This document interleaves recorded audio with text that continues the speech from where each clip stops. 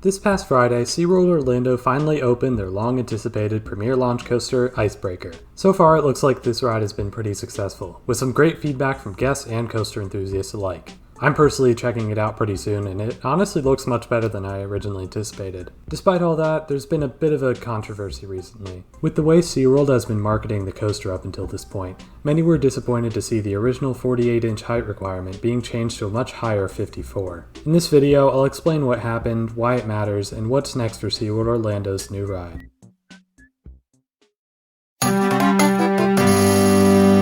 In the weeks leading up to Icebreaker's opening, SeaWorld Orlando was pitching this ride as a family thrill attraction. This meant that the coaster was meant to appeal to both adults and kids. Basically, think of a ride like Hagrid's Magical Creatures Motorbike Adventure, as opposed to a thrill ride like Velocicoaster, or a kiddie coaster like Flight of the Hippogriff. Unlike those rides, a family coaster is meant to connect the two age ranges, with a ride that's not too thrilling, but still has some for those who are looking for that.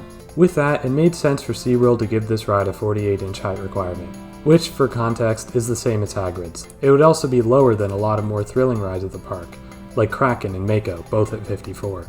However, as I mentioned before, the height requirement was suddenly updated upon opening, with new signage saying that you now must be over 54 inches. This spawned a lot of memes, considering that even more thrilling rides in Florida have lower height requirements. Recently, SeaWorld responded to the issue, claiming they were experiencing some operational issues with smaller riders. A lot of people claim this was because of the smaller riders hitting their head on the restraint, and although I can't find definitive proof of that, it definitely seems to be the case. Icebreaker is using an over-the-shoulder restraint system, which many enthusiasts call a comfort collar. This is basically a soft plastic strap that goes from the shoulders to the lap bar. The reason why it's referred to as a comfort collar is because there's no real purpose for it being there, apart from making guests feel more comfortable. Other, more extreme launch coasters, like Velocicoaster, ditch this system, only offering lap bars despite going upside down. These lap bars are still completely effective, which is why many coaster enthusiasts prefer them to over-the-shoulder restraints. To bring this back to the issue of height requirements, the idea is that a lot of people are shorter than the comfort collars, which then makes it so that they hit their head on the restraint, rather than making it be more comfortable. I was able to back up this idea by looking at Universal Orlando's height requirements. As previously mentioned, Velocicoaster, which uses a lap bar, has a 51-inch height requirement.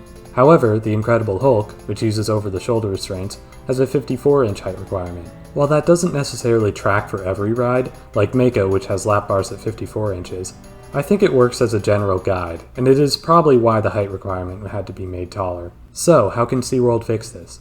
Before getting to that, I do think it's important to mention that this problem really should have been ironed out before opening. Having this problem as the ride is operational makes it much harder to figure out, and I'm not sure why it's just now starting to emerge. Regardless, I'm not really sure what the solution will be. The most obvious answer would be to get rid of the comfort collars entirely, but I'm not sure if that's easier said than done. It looks like the collars are attached to the ride itself, so ripping them out may or may not be possible. They could replace the trains, but that would involve a whole new design process, and I'm not sure if they'd want to go through the trouble. It does seem like SeaWorld wants to get this ride back to the 48-inch height requirement, and that this is only a temporary solution, but only time will tell.